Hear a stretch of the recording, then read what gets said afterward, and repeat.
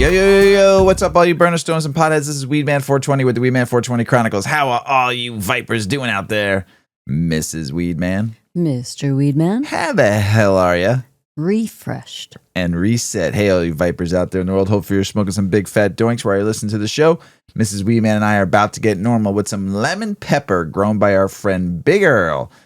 And lemon pepper strain is a sativa dominant 70-30 created through crossing the delicious lemon cooler and lemon pebble strains. Named for its iconic flavor of smell, lemon pepper is a great choice for any lover of clear-headed sativas and long-lasting daytime-worthy height. It starts with almost as soon as you exhale, filling your brain with lifted sense of pure euphoria and sense of ease, any negative moods and racing thoughts. Replacing them with pure happiness, you'll feel mentally and physically energized, the state ready to get up and moving on anything and everything on your to-do list. Your mind will remain clear from start to finish, with this bud keeping you stimulated and focused for hours on end. Combined with the high between 19 and 25% average THC level, these effects make lemon pepper a great depression, fatigue, chronic stress, nausea, appetite loss, and chronic pain. This bud has a sharp, spicy, black peppery flavor with hints of fresh and fruity, sugary lemon citrus upon exhale. The aroma is very similar with a spicy black pepper overtone and hints of fresh, fruity citrus that's intensified as the nugs are burned away. Lemon pepper buds have tight and small, spade-shaped, bright neon green nugs with lots of orange hairs and coating of frosty golden white crystal trichomes. The effects: aroused, euphoria, happy, uplifting, relieve symptoms of chronic pain, depression, fatigue, nausea, stress. Flavors are citrus, fruity, lemon, sour, spicy, sugar, sweet.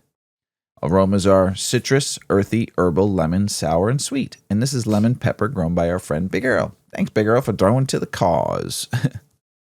Mr. Weedman. Mr. Weedman. We back. We are back. We are back from our vacation. We've been gone for about 2 weeks, everybody. We left on 421. Drove down to see Ma 420 and Bigfoot, my brother, Blunt Master. Spent a week with them. And then we went to a nice little town called St. Augustine, Florida. And we had a wonderful time on the beach for 7 straight days. The little city downtown area of St. Augustine is so cool. We got to do a little interview with some people signing up folks to register to get in 2026 the Florida Cannabis Act to make sure they're on for recreational. So we got to meet Cullen and Colby, like the cheese, Colby cheese. Oh, it went out. Might not lighten that back up. And we got to see a lot of cool sights and a lot of history. We went to the Fountain of Youth and we bathed in the fountain. No, I'm just kidding. There is no fountain, everybody. It's just a pipe that comes out of the rocks. Don't tell anybody. For 53 years, I thought there was a fountain. Tell you what, though. I felt like Ponce de Leon because I discovered that there isn't a fountain. It is exploration. It's very fun. It's very cool place, though. I really liked the whole Fountain of Youth, the whole thing. Wait, though. Like, there is a fountain. Yes, just not like visually a fountain. You were thinking, a little hose coming out of a treasure chest. You were thinking it was Buckingham Fountain. I thought it was going to be like a fountain in the middle. Like all of my life, I just pictured a fountain in the middle of the town, and you would just happen upon it and throw coins in it and rub the water on your arm or something and you like would that. Turn 20 years younger.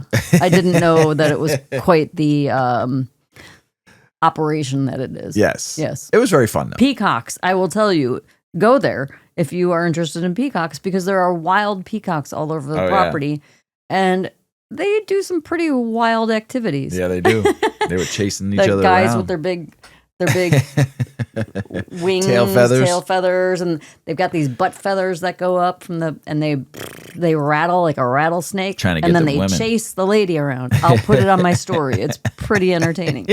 I captured some crazy shit. Yeah, it was pretty fun. The whole tour and everything that you can do there and look at all like how they lived. Oh no. Went out again. And how things were back then. It was very unique and very fun. And It was a good town. The weed scene down there was 3 dispensaries in the area, right? I think more. Well, in the St. Augustine kind of area, there was 3, and then there was some along US 1 and A1A further south and further north. But the 3 in the area, there was 3 medical dispensaries, and it was cool. We didn't get to go in them, but we met somebody that works at one, and he was super cool, retiree, and worked as a dispensary. Was talking about all the cool things he gets to see and do at the dispensary, and a lot of free weed that he gets and samples. And but we got him really baked on Chicago weed. Oh yeah, we did on some home grow GG4. And, yeah, he couldn't see so good. They were him and his wife were closing their shop down. She has an art gallery in town, and we happened upon the art gallery. Long story short, we were chatting with her. Her husband came in at the end of his day to help her close up, and we all ended up smoking a joint together and having some laughs. And he got pretty baked on our Chicago weed. Yeah, he did on some GG4. Hope you enjoyed it, Ken. And Mayor. Mayor. It was very nice to meet them. Yeah, we met a lot of cool people down there. It was a very friendly town. Good food. Yeah. True, we had some good food scene. Yeah, the beach is amazing. Oh, yeah, if you haven't gotten to St. Augustine, go to the beach and enjoy yourself. Just don't leave it. Stay there for as long as you can, because it was fantastic. It was just a great 7 days of rest and refresh and relaxation and smoking a lot. We smoked a lot of fucking weed. We smoked a lot. Coffee with weed, beach day with weed, lunch with weed, dinner with weed, walk with weed, talk with weed, sleep with weed. We went to a cool bar while we were there called Stogie's. Stogie's was good. And we met a guy called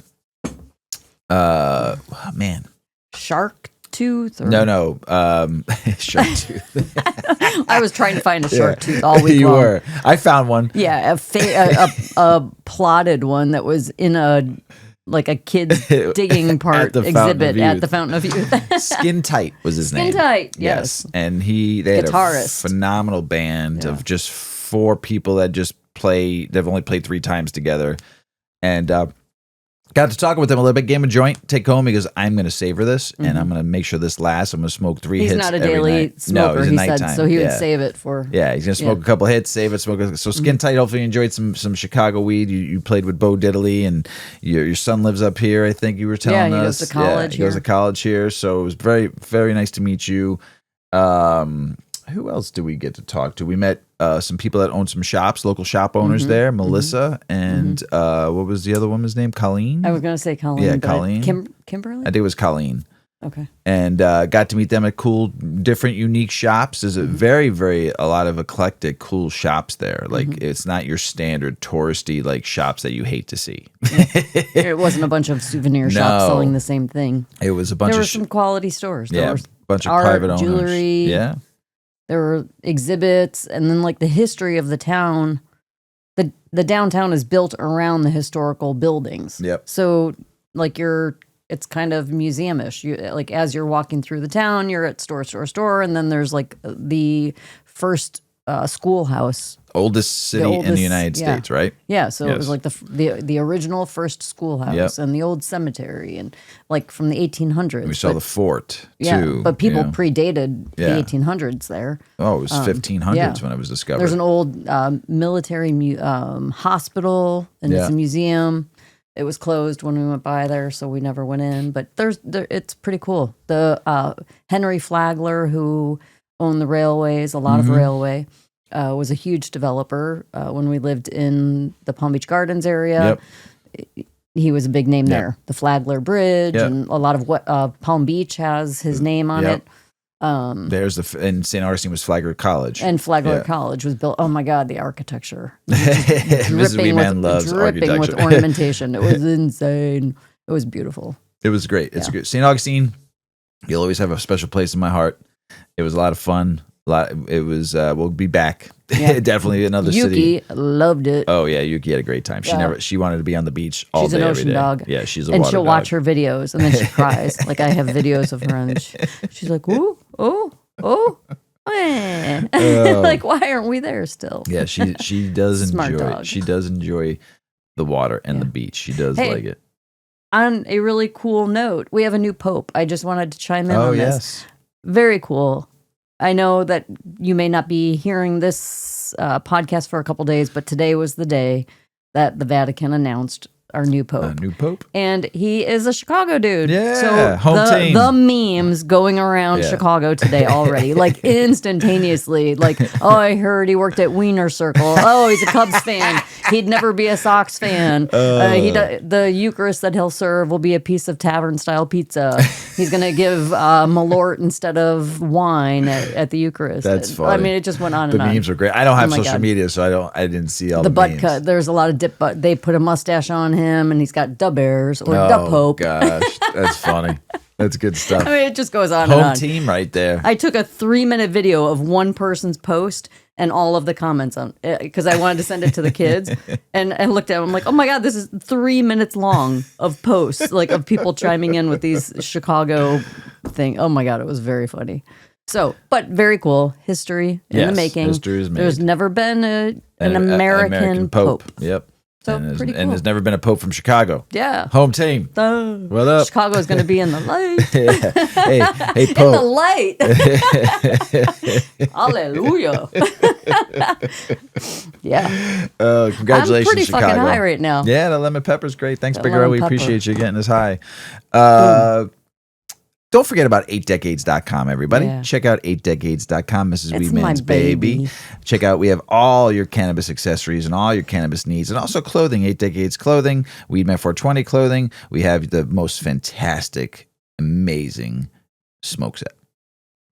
Check it out. It is 16 gauge stainless steel. It's got the curved edges that you can scoop your weed into, roll your joints with, everything. It's got a grinder. We have ashtrays, as you can see here. The tray set's over there. We have the tool set that you can scoop your weed, clean your bowls. If you want to do a little dabble, do ya? Check out 8decades.com. Everybody, free shipping with what, Mrs. Weedman? If you spend over what? Over, I think it's set up at $100. $100. Maybe 50. Maybe 50. I should probably know. I'll check. Check out 8decades.com, everybody, for all your cannabis accessory needs. And we want to thank you. Some new orders came in. We want to thank everybody for the support. We appreciate out there in the world who's thrown to the cause. We really appreciate it. What you support 8 Decades keeps this show going every week. We appreciate it. And thank you all. And what else going on? That's about it, right? Yeah. Yeah, I think so. There is a funny article, though. There is a funny article. Funny article. Let me ask you a question. Free Mr. shipping Ray. over 100. Over 100. Yep. Sweet. We appreciate it. Yeah. What would you do if you were on a flight, an airplane, Mm-hmm. and someone took off their clothes, I'd be surprised.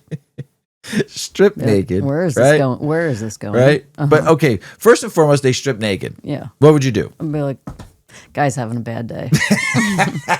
Just doesn't want to stay over there and I don't would create be a like, problem. I don't know, get him a what- blanket. I want what that person's on. To have the balls or cojones or whatever to take your clothes off on an airplane. Yeah. I mean, Because you know shit's going to go down. just crazy. Yeah. Right? Now, what would you do if that person stripped naked, ran up and down the aisle, and got back to their seat and took a poop? Oh, well, I'd be pretty grossed out. Yeah.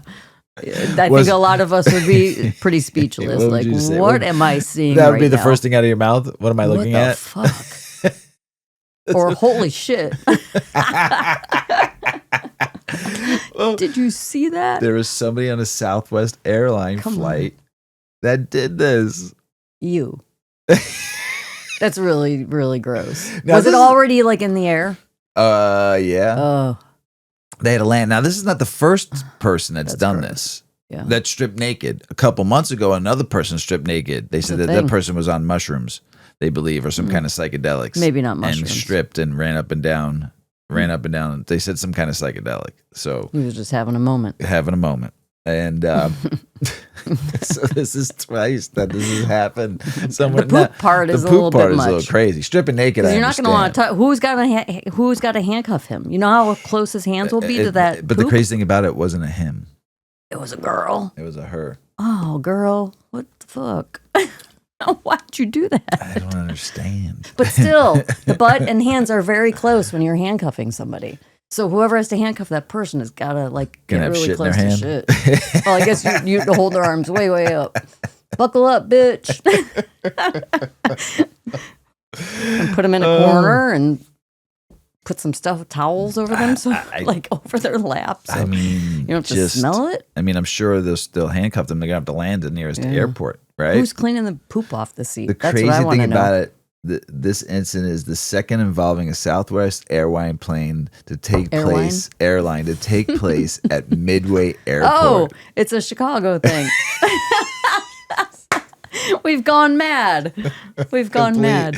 Madness. Complete madness. So this Go is figure.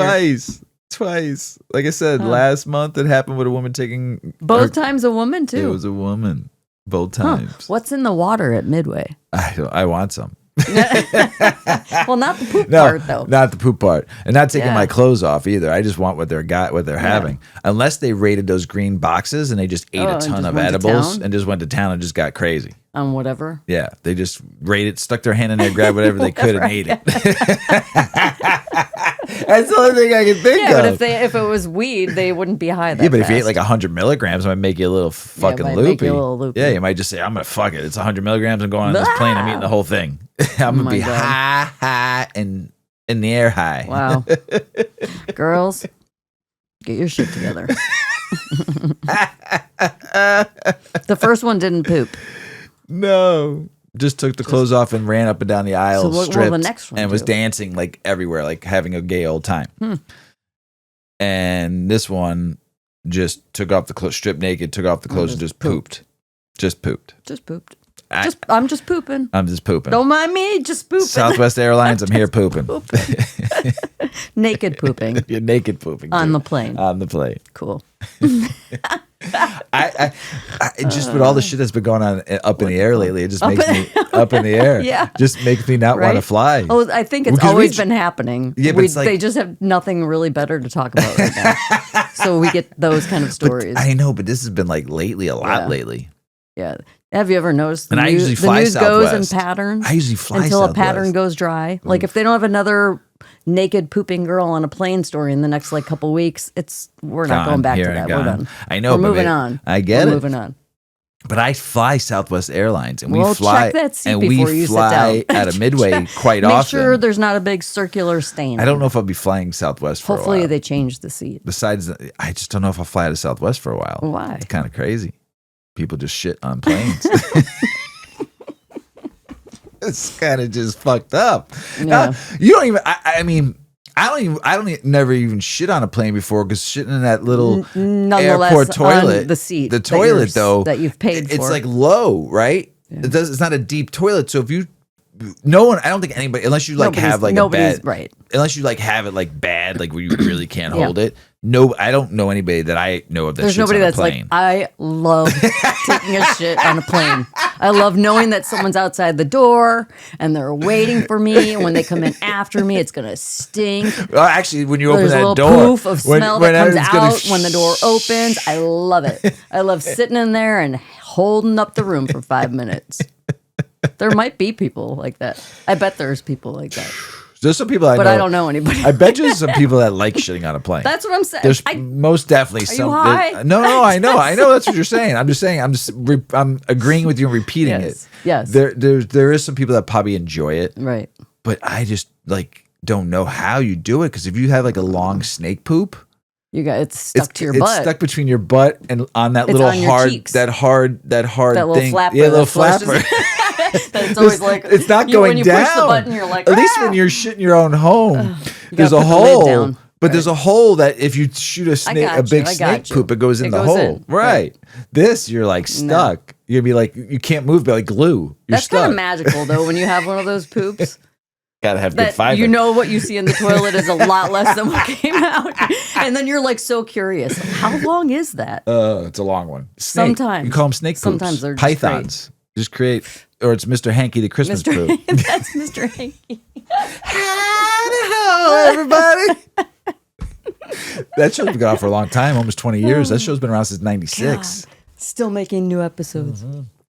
Quick too, funny still as hell. I don't watch it as much as I used to, but I usually watch I'll watch like a bunch of them at once and be like, holy shit, I want to. You get like a dose. Yeah, you get a dose, and then you don't need to watch it for a while. I don't. I just don't watch regular TV. So it's like, oh, if it's on, like a run of it, 10 episodes, I'll do it. Let's go.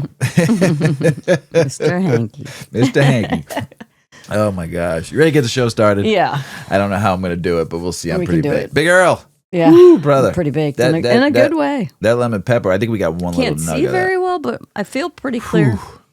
Yeah. Pretty good. All right, let's try this out, everybody. We're back. We're back. It's been a minute. 2 weeks rest. Here we go. Yep.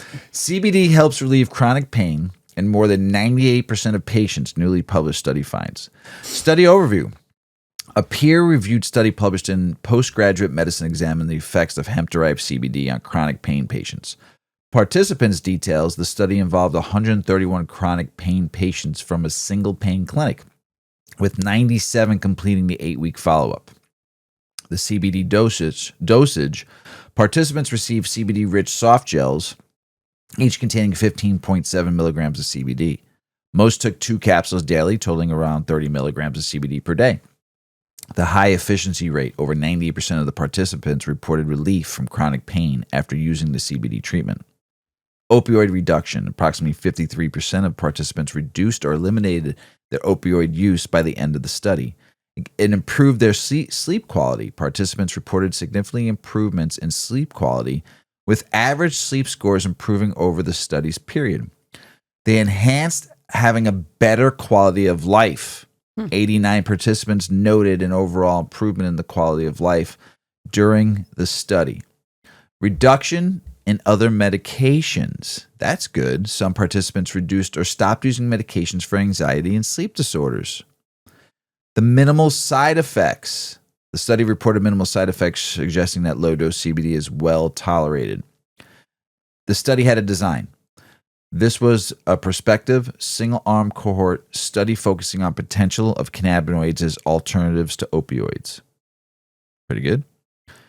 The CBD composition. The CBD soft gels contain trace amounts of other cannabinoids and terpenes, including THC, cannabidiol, cannabidiolic acid, and cannabicromium. So like CBD, CBG, CBC, and CBN. Mm-hmm. Assessment tools. Researchers used questionnaires to assess pain intensity, sleep quality, and opioid usage at baseline, 4 weeks and 8 weeks. Pain interference reduction. The participants reported decreased pain interference in daily activities over the course of the study. The consistency with other research, though, findings align with emerging literature suggesting CBD's effectiveness as an analgesic. Potential for opioid substitution. The study supports the potential of CBD as a substitute of adjunct to opioid therapy in chronic pain management. That's pretty good. Low dosage effectiveness. The study demonstrated that relatively low dosage of CBD, 30 milligrams daily, can be effective, contrasting with other studies using much higher doses. Low dose CBD wins. Regulatory context. Despite CBD's federal legality under the 2018 Farm Bill, the FDA has yet to issue finalized guidelines for its use in dietary supplements and food products. Lead author insight. Alex Capano highlighted the study's significance in identifying specific data points like dosages and delivery methods. There's some broader implications the study adds to the growing body of evidence supporting CBD's role in pain management and its potential to reduce reliance on opioids.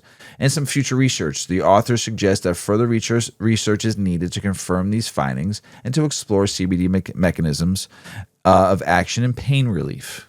That's pretty good. Mm-hmm. Go CBD. Gotta love it, right? Yep. The largest ever analysis of medical marijuana to treat cancer symptoms show overwhelming scientific consensus on benefits. Tell us about it, Mrs. Weedman. Give us the story. Researchers this week published what they described as the largest meta-analysis ever conducted on medical cannabis and its effects on cancer-related symptoms, finding overwhelming scientific consensuses on marijuana's therapeutic effects.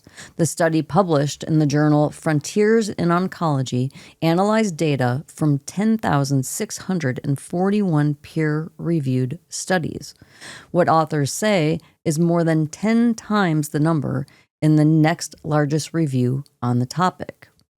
Results indicate a strong and growing consensus within the scientific community regarding the therapeutic benefits of cannabis, it says, particularly in the context of cancer. Given what the report calls a scattered and heterogeneous state of research into the therapeutic potential of marijuana, authors aimed to systematically assess the existing literature on medical cannabis, focusing on its therapeutic potential, safety profiles, and role in cancer treatment. We expected controversy. What we found was overwhelming scientific consensus. Lead author Ryan Castle, head of research at Whole Health Oncology Institute, said in a statement, "This is one of the clearest, most dramatic validations of medical cannabis in cancer care that the scientific community has ever seen." The meta-analysis showed that for every one study that showed cannabis was ineffective, there were 3 that showed it worked. The Whole Health Oncology Institute said in a press release. That 3-to-1 ratio, especially in a field as rigorous as biomedical research, isn't just unusual, it's extraordinary. The Institute added that the level of consensus found here rivals or exceeds that for many FDA-approved medications. My mouth, I've got like cotton mouth. Take a sip. Yeah, I smoked this last night with my sister, and we were like I felt like we had sandbags in our mouth. Like, hold on a second. Okay. The strong consensus supporting the therapeutic use of cannabis, particularly in the context of cancer, suggests that there is a substantial scientific basis for re-evaluating cannabis's legal status and its classification as a Schedule I substance. Researchers said in the paper. Authors wrote, noting that the consistency of positive sentiments across a wide range of studies suggests that cannabis should be re-evaluated within the medical community as a treatment option. While the analysis looked at the wide range of cancer-related data, the 4-person research team from the Hawaii-based Whole Health Oncology Institute and the Chopra Foundation in New York highlighted some key findings in their press release. For example, the analysis indicated that cannabis reduced the proliferation of cancer cells. It limited the spread of cancer by inhibiting metastasis and increased the natural death of cancer cells. That's huge. That's really big. It also noted what they described as cannabis's profound anti-inflammatory effect, a critical factor since inflammation is linked to over 80% of the world's most debilitating chronic conditions. The analysis highlighted the anti-inflammatory potential of cannabis, its use in managing cancer-related symptoms such as pain, nausea, and appetite loss, and explored the consensus on its use as an anti-carcinogenic agent, says the report, adding that the consistent correlation strengths for cannabis as both a palliative adjunct and a potential anti-carcinogenic agent redefine the consensus around cannabis as a medical intervention. Wow. Overall, the analysis found support in the published research for medical marijuana was 31 times stronger than opposition to it. Wow. Authors acknowledged some possible limitations to the findings, potentially leading to some misinterpretations. This is particularly relevant in medical literature, where a negative sentiment in one context, such as describing the progression of a disease, does not necessarily imply a negative evaluation of a treatment or intervention, the study says. It emphasizes the importance of employing additional validation methods. While the new meta-analysis underscores the need for further robust research into how cannabis might be used to treat cancer symptoms or the disease itself, authors wrote, its examination of the correlations between cannabis use and large-scale research sentiments, particularly in oncology, lays the groundwork for future research and policy decisions that could significantly impact public health and patient care. A separate study of medical marijuana patients in Minnesota, published in February, found that people with cancer who use cannabis reported significant improvements in cancer-related symptoms. But it also noted that the high cost of marijuana can be burdensome to less financially stable patients and raised questions about affordability and access to this therapy. The National Cancer Institute last year estimated that between 20 and 40% of people being treated for cancer are using cannabis products to manage side effects from the condition and associated treatment. The growing popularity of cannabis products among people with cancer has tracked with the increasing number of states that have legalized cannabis for medical use, the agency said. But research has lagged on whether and which cannabis products are a safe or effective way to help with cancer-related symptoms and treatment-related side effects. Included in the research cited was a series of scientific reports published in the journal JNCI Monographs. That package of 14 articles detailed the results of broad, federally funded cannabis surveys of cancer patients from a dozen agency-designated cancer centers around the country, including in areas where marijuana is legal, permitted only for medical purposes, or still outlawed. In all, just under a third of patients reported using cannabis, with respondents reporting that they use marijuana primarily to treat cancer and treatment-related symptoms such as difficulty sleeping, pain, and mood changes. The most common perceived benefits were for pain, sleep, stress, and anxiety, and treatment of side effects, the report says.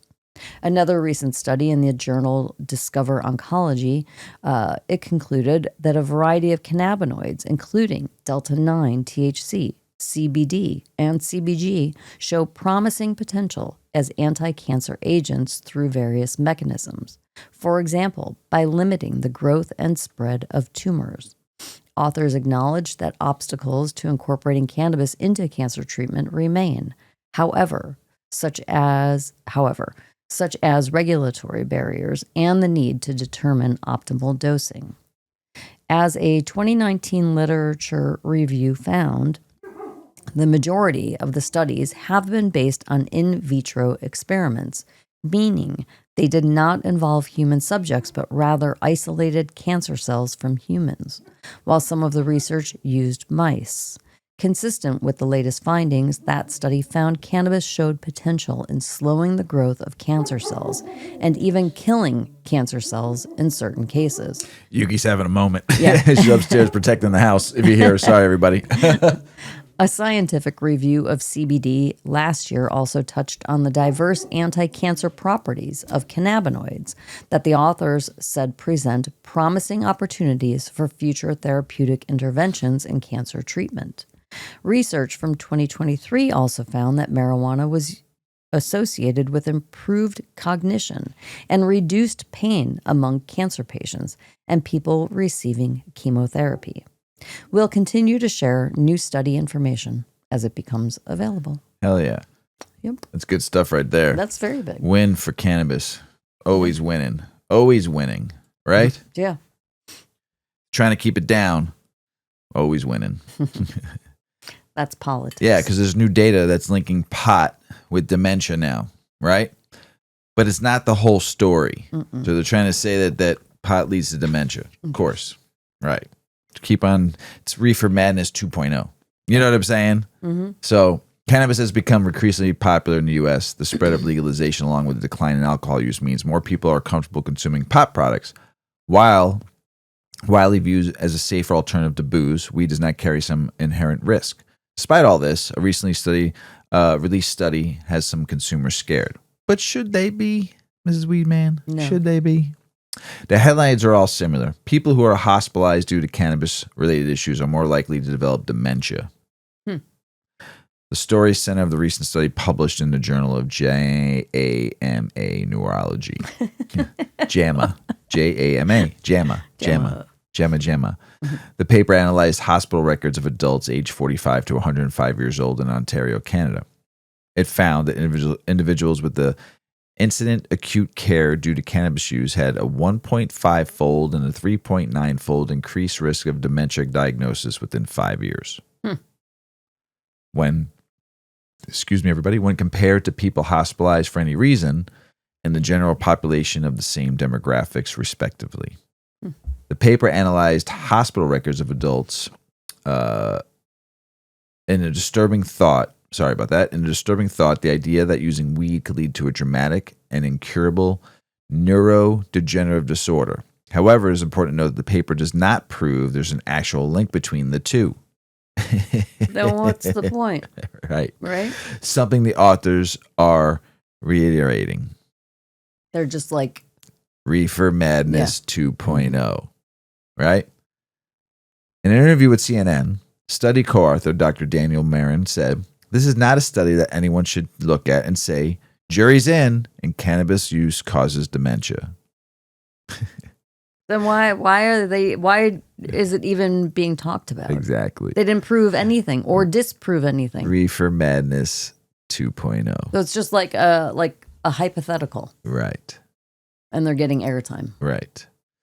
It is important clarification, especially given the active compounds in cannabis have been shown to have neuroprotective qualities. Yes. Other research has shown the plant may help reduce symptoms of agitation in people with Alzheimer's. Another fact not mentioned in many reports is that medical marijuana is prescribed to many people with Alzheimer's around the country for symptoms that often accompany the disease. The recent Canadian study is simply another example of data cherry picking that seems all too common. Reefer Madness 2.0. And the lack of casualty seems to be the afterthought in the majority of reporting. Read between the lines, everybody. It's a similar story time and time again. Health records are analyzed to find possible connections between pot and serious conditions. It's happened with cannabis and heart conditions and even death. But casualties is never proven. However, selective reporting may cause the general public to believe otherwise, like Mrs. Weedman said. The Canadian paper did note that people with alcohol-related hospitalizations were greater risk of dementia diagnosis than those with cannabis-related care. However, the headlines are all about the weed. It's not easy to say that cannabis consumption doesn't carry some risk, but there are extremes, as headlines would have you believe. It's been a growing trend. Fear-mongering around cannabis akin to what? Reefer Madness 2.0. The bottom line, articles typically more than just just a lead, so read closely. And remember, there's always two sides to every story. Always follow your heart and go for the right one. Right, Mrs. Weedman? That's right. Right. Yeah. What's one thing that you really enjoy about weed? Munchies.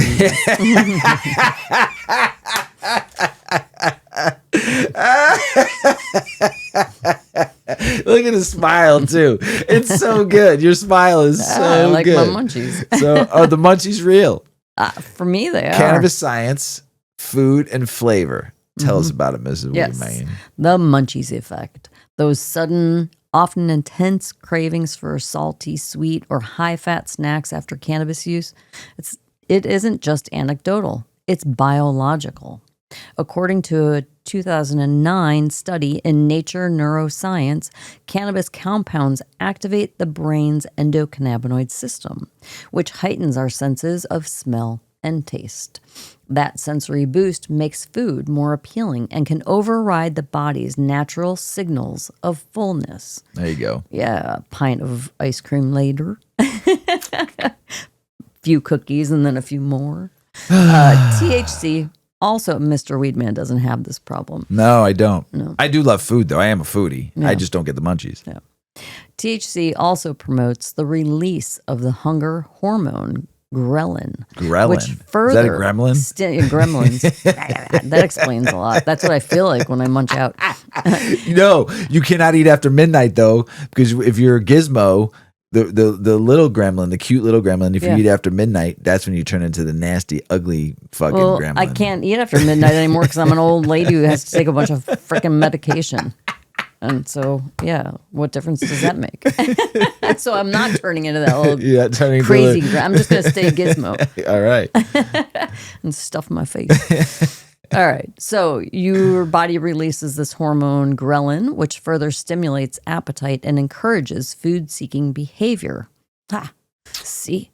In short, weed doesn't just make you hungry. It makes food feel more vivid, more rewarding, and harder to resist. Yes. But it's not just about flavor. A 2019 study in the Journal of Psychopharmacology found that cannabis also increases dopamine activity in the striatum, the part of the brain that controls reward-seeking behavior. So the munchies aren't just a reaction.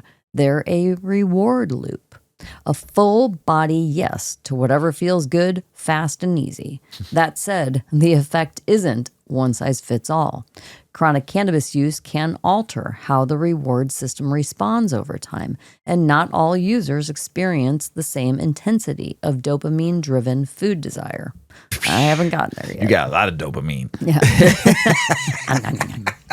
That might explain why cannabis-friendly food holidays like 420 have become unofficial showcases for fast food indulgence. From extra cheesy nachos to triple patty burgers, the food isn't just functional, it's engineered to satisfy every level. The appeal is emotional as much as it is physical. A craving, yes, but also a comfort. But the munchies don't happen in a vacuum.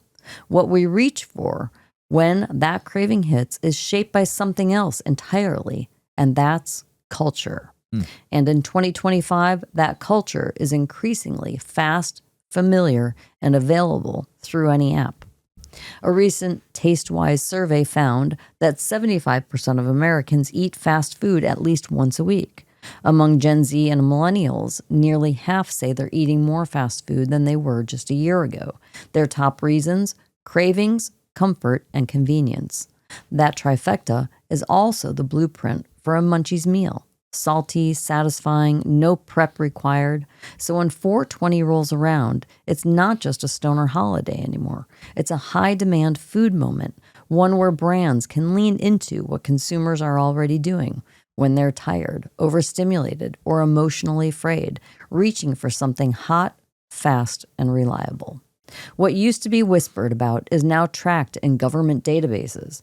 In the latest WHO... How much fucking brownies you eat or something? Yeah. How many probably cookies? your weed. Oh, gotcha. It's being recorded, right? In the latest WHO Global School-Based Student Health Survey, cannabis use is listed right alongside fast food, soda, and physical activity as a behavioral health metric. That might not seem groundbreaking. I think it does, that they put that and that kids would answer. Yeah. But it points to a broader shift in how cannabis is framed, not as a moral failure, but as measurable behavior, not as deviance, but as data. That shift matters. When public health frameworks start treating cannabis use the same way they treat food frequency or screen time, brands are quick to follow. Of course they are. Not with warnings, but with promotions, with late-night bundles, with stoner-safe snacks that feel more like self-care than a vice.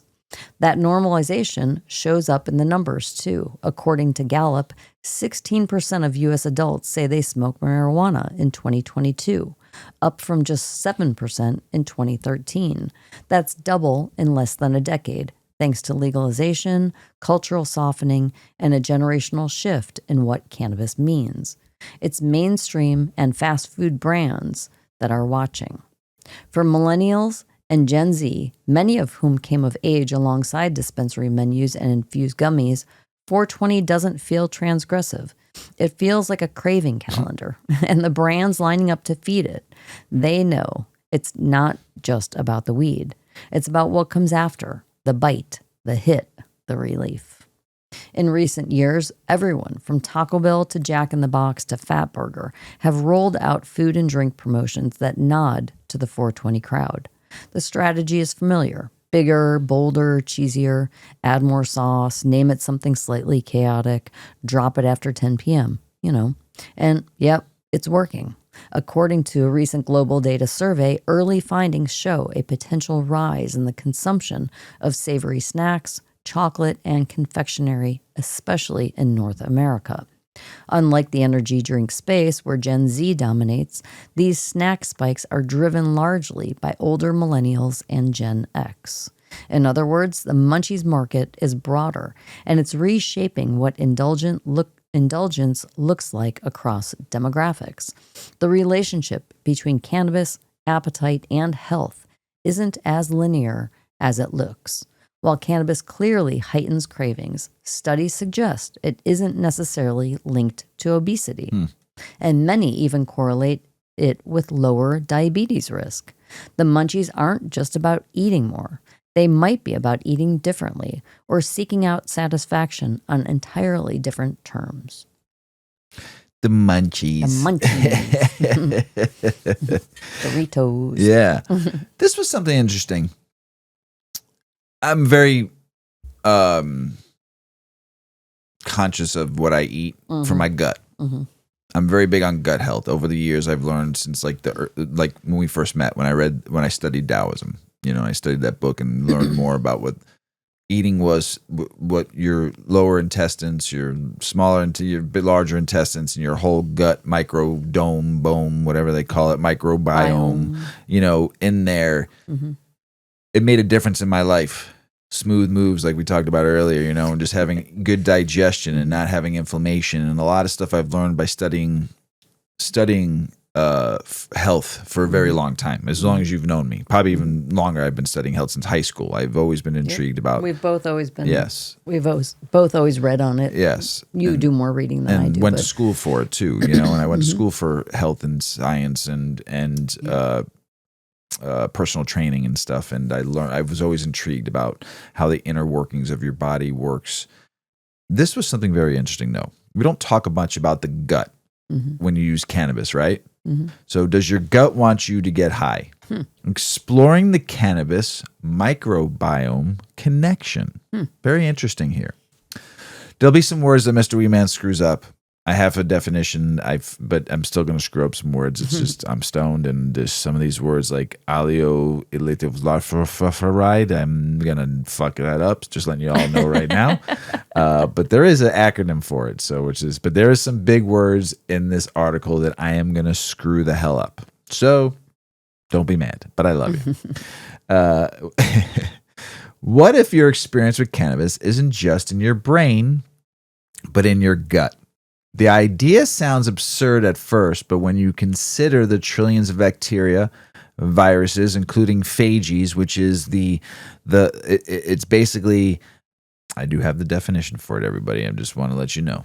It is when, I looked it up just so I know. It is also known formally as a phage, is the virus that infects and replicates within bacteria. The term is derived from ancient Greek to devour, and bacteria. Bacteriophages are composed of protein. So it's just a simple term of a virus that infects and replicates only in bacteria cells. Simple terms for it. So I just wanted to make sure you all understood that word because I didn't. Fungi and other microorganisms living inside your body, collectively known as the microbiome. It begins to make a strange kind of sense. The microbes help digest your food, regulate inflammation, shape your immune system, and even tweak your mood. The gut sends more information to your brain than any other organ. Via the vagal nerve.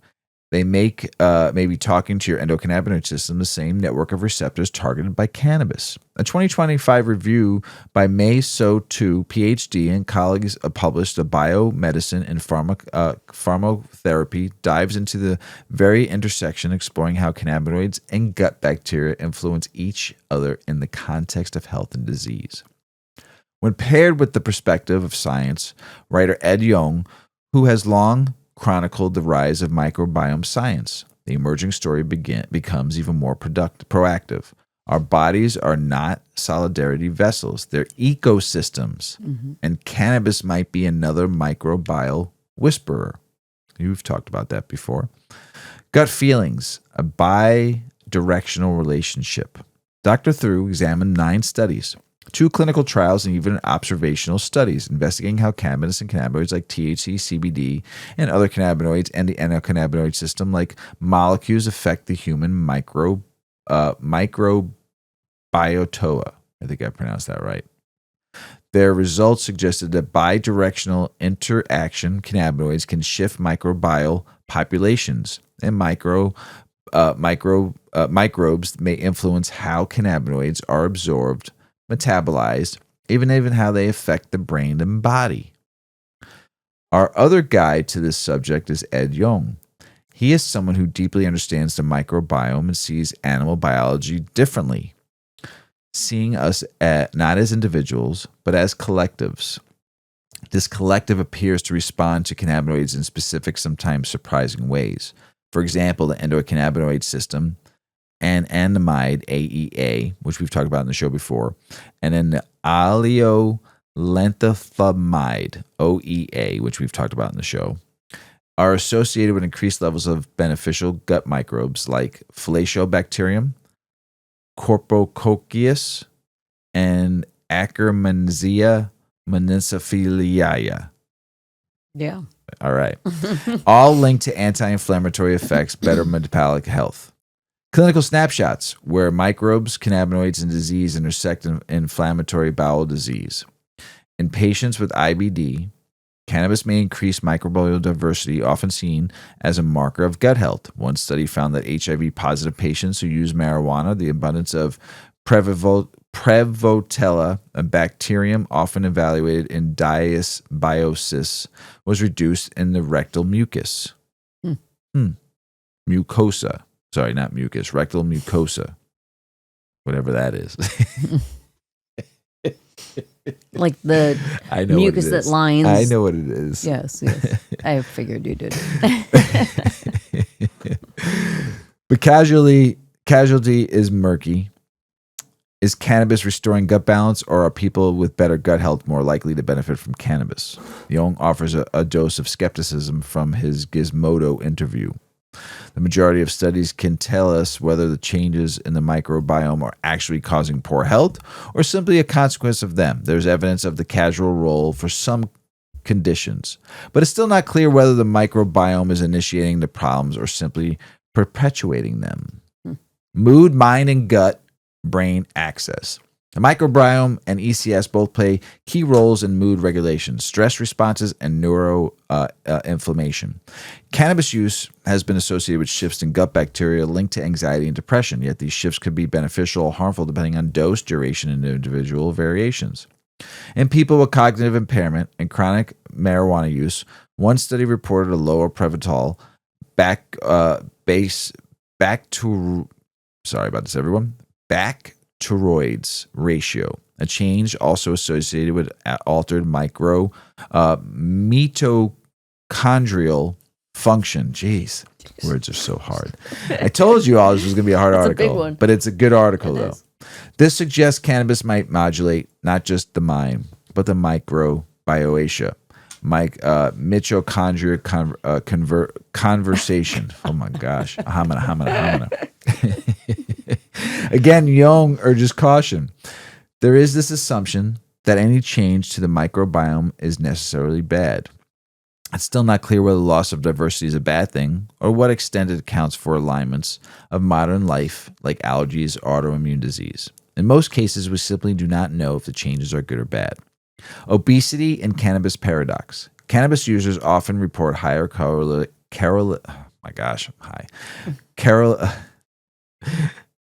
calorie intake, let's just say. Caloric intake. Oh, gosh. You got it. I did.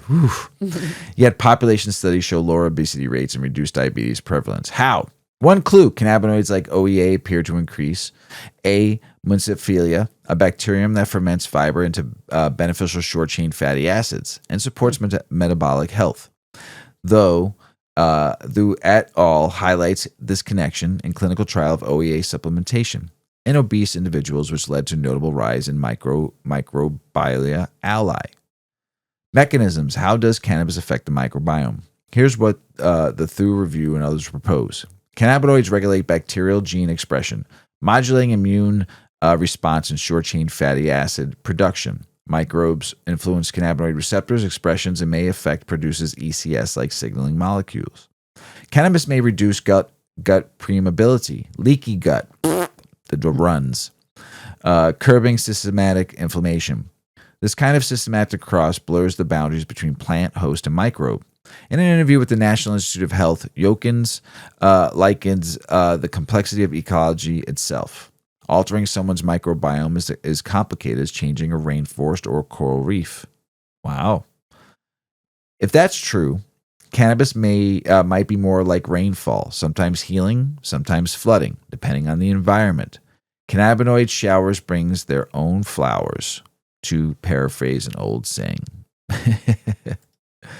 Do gut bacteria enjoy cannabis? Do phages get high? Are you asking me? No, I'll be telling you in a second. I just need to take a little sip. I suddenly got my glasses and I'm like, wait a minute, I don't remember that article. These tongue-in-cheek questions highlight deeper scientific curiosity. Are the effects of cannabis meditated purely through human cells, or are microbes co-experiencing these effects? Do some bacteria flourish under THC exposure while others wilt? While we don't yet know if bacteria enjoy cannabis, the review suggests that our microbial guests do respond. Chemically, behaviorally, and perhaps adaptively, some microbes might increase SCFA production if the presence of cannabinoids. Others might become more competitive or cooperative, subtly nudging our immune system or appetite in ways that echo through our bodies and brains. And what about phages, viruses that prey on bacteria? Could they be influenced by host ECS changes or by bacterial metabolites that stem from cannabinoid processing? No studies have answered this yet, but it's not outlandish to wonder. The future personalizing cannabis via the microbiome. Imagine a future where your microbiome determines which cannabis formulation works best for you, or where gut-targeted prebiotics are used to boost the benefits or reduce the side effects of cannabinoids. This is not science fiction. The Thu Review calls for standardized cannabis preparation for research, microbiome-aware clinical trials, tracking microbial and ECS changes over time. Jung seems to support such an approach, if not a broader scope. You can't just look at basic science and predict which bits are going to bear fruit. You need to explore it for its own sake, a grander view of life and medicine. The cannabis microbiome connection invites us to think differently, not just about health, but about selfhood.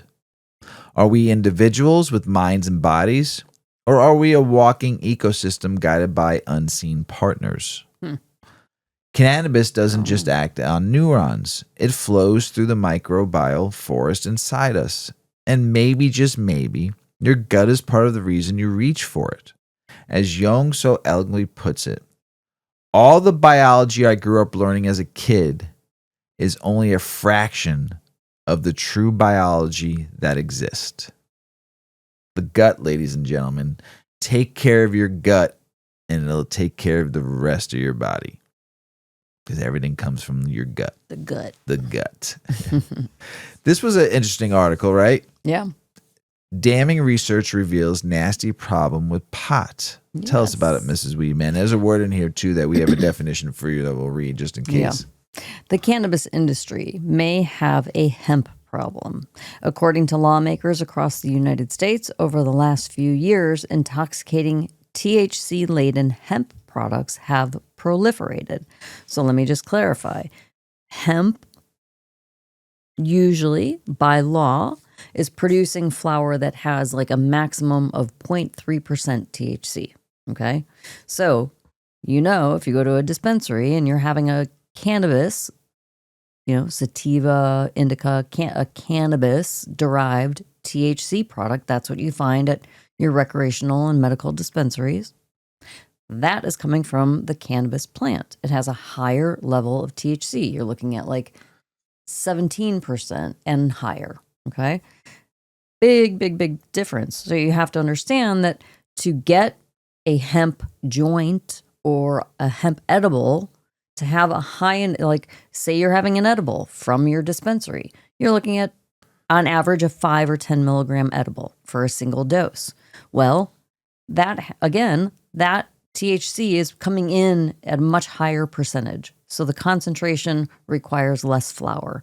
If you need to make a hemp-derived edible, that's 5 or 10 milligrams, you need a lot more flour or a lot more concentrate and a lot more processing to get to that, okay? So that hemp-derived product is what you're finding in a lot of health food stores and in a lot of unregulated space, okay?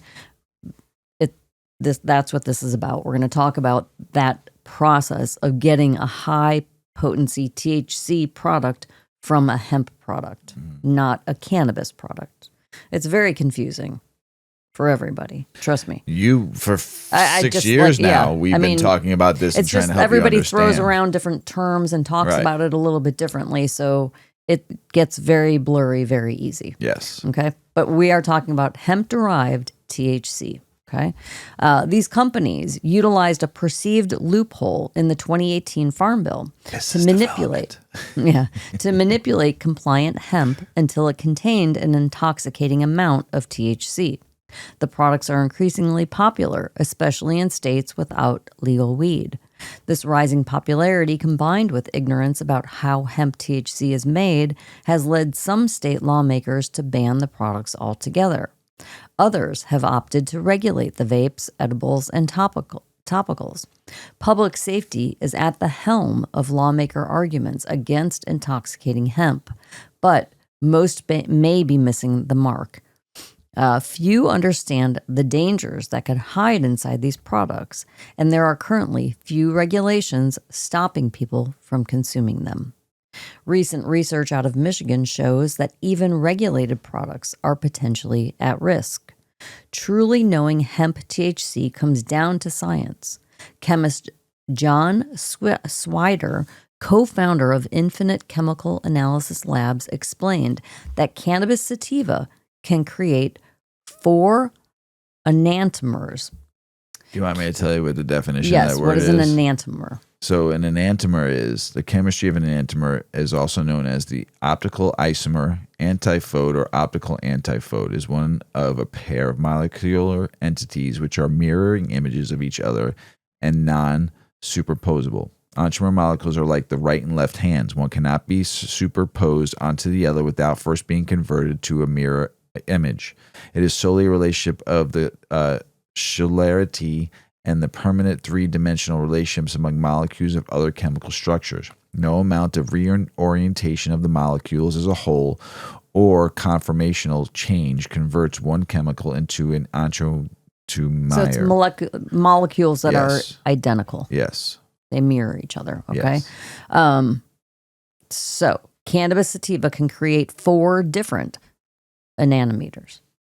Okay, cannabis plants produce mirror image molecules, these enantiomers, in specific ratios. And the THC many are used to consuming comes from type 1 weed. Okay, we'll get into that. Type 1 weed most often contains the enantiomer negative trans delta 9 THC and no cis delta 9 THC. We'll explain.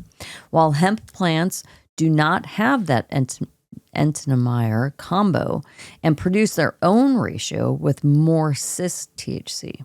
Okay, so it's the cis and the negative trans delta. This is the no cis and cis. It's very confusing.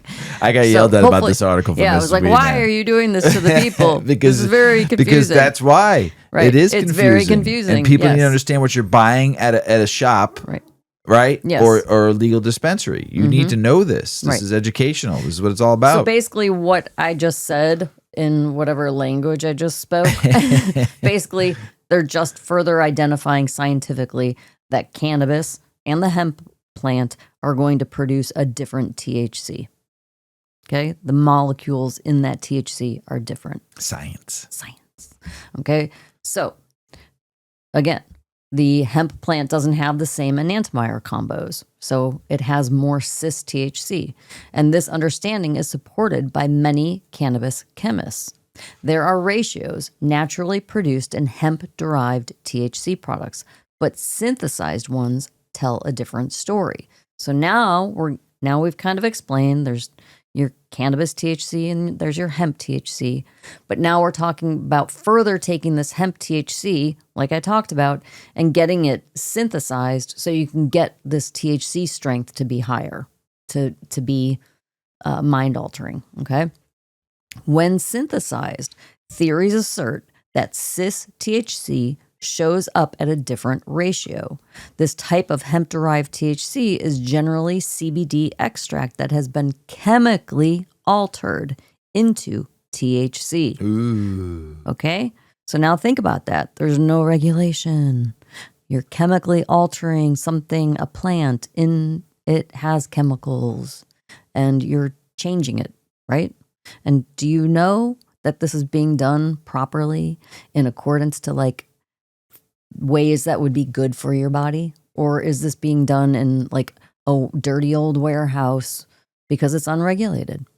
You don't know. I think there are very reputable products out there in the CBD world that are, maybe some of them are psychotropic, but mostly like the good RSO type, or like the heavy duty CBD products, the full spectrum CBD products. There's good product out there. But when we're talking about this THC, the CBD derived THC, it's very manipulated. Right. It's very manipulated. Okay. So this type of hemp derived THC is generally CBD extract that has been chemically altered into THC. In a lab, Swider believes these enantiomers indicate what type of THC is in each product, but that is not all. THC synthesization is believed to leave byproducts behind in the cannabis vapes and edibles. Swider finds iso-delta 8 THC in all of the samples he deems synthesized. Chemists agree this is a potential impurity from a synthesizing process.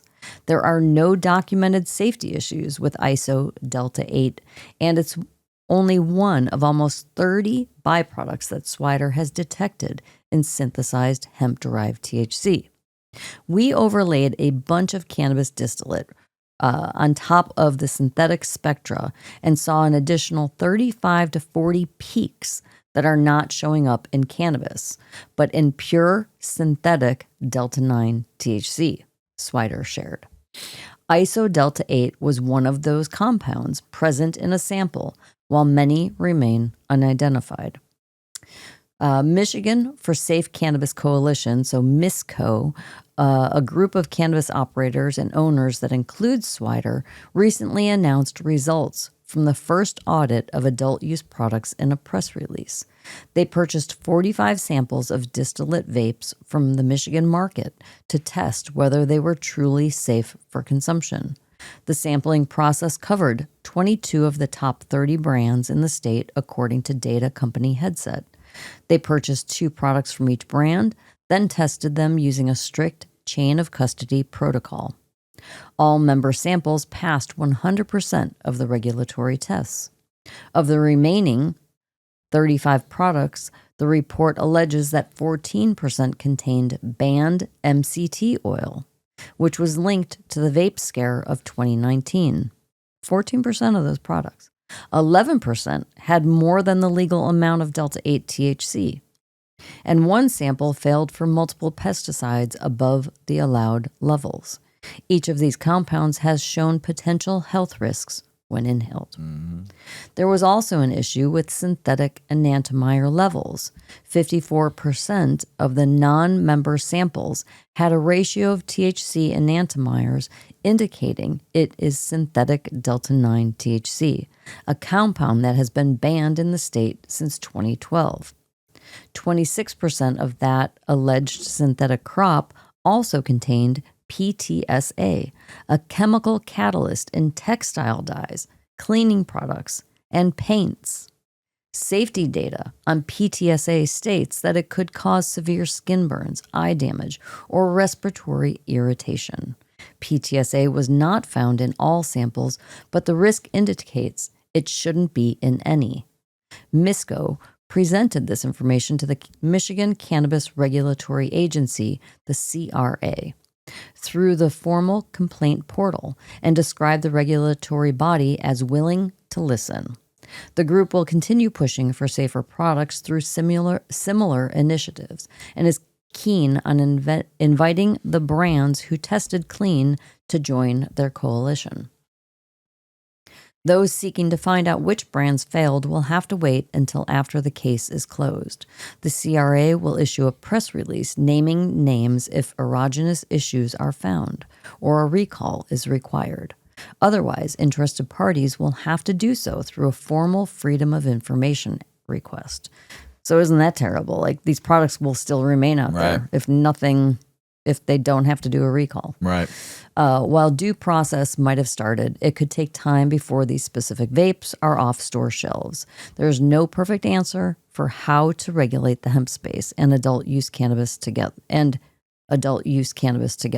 State lawmakers continue passing legislation on the topic that they believe best serves their constituents. While they figure it out, consumers should try to purchase hemp products with a verified chain of custody. This indicates where the hemp was sourced from. Until testing standards catch up, the best bet is to avoid synthesized THC products. Lawmakers interested in properly regulating these compounds should understand precisely what they are and how to chemically read them. These theories open new vital areas of inquiry for maintaining public safety as people explore the wide world of weed. The wild world of weed. That's dangerous. Yeah, 100%. You know, that's why that article was so important. I know it frustrated you when you were working on it today, but it was important that people understand and get educated on between the two, because it's still very confusing. Yeah. You're still confused about it to this day. Mm-hmm. We've been talking about this for 6 years. I know. I'm not making fun. It's confusing. Kind of no. I'm going to get sensitive now. Don't be sensitive. I'm going to get salty. I thought we. You should be. It's okay. You're not confused at all about it? You totally 100% understand I would say I understand about 85% of it. We've read so much about it and learned so much about it over the years, but it still gets confusing. It does. I like I said, I'm about 15% confused We've sometimes. never discussed enantiomers before. No, we haven't. That's new. Even more confusing. See? And cis and dis 15%. What's that? Cis and dis and this? Not dis and cis. Oh, shit. We got political, state, and business news. Yeah. Hemp industry grew in 2024 despite the state and federal push for bans on consumable products like Delta-8 THC, USDA report finds. Bam. Despite increasing state and federal efforts to restrict consumable hemp products like Delta-8, the hemp industry experienced notable growth in 2024, according to the USDA's National Hemp Report. The value of hemp production rose by 18% to $291 million, with significant increases in hemp flower and seed production. This growth occurred even as legalized actions such as House Committee approval of the amendment to 2024 Farm Bill, aiming to ban intoxicating hemp-derived cannabinoids, threatened to reshape the industry. The report underscores the sector's resilience and regulatory challenges. Poetic justice: how cannabis fuels Evanston, Illinois' reparations. Evanston, Illinois is utilizing a 3% tax on cannabis sales to found its groundbreaking reparations program for Black residents.